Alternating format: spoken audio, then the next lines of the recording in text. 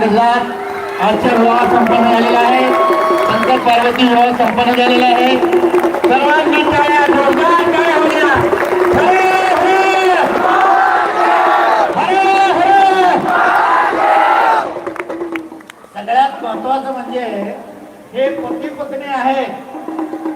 शंकर पार्वती हे रिअल आहे.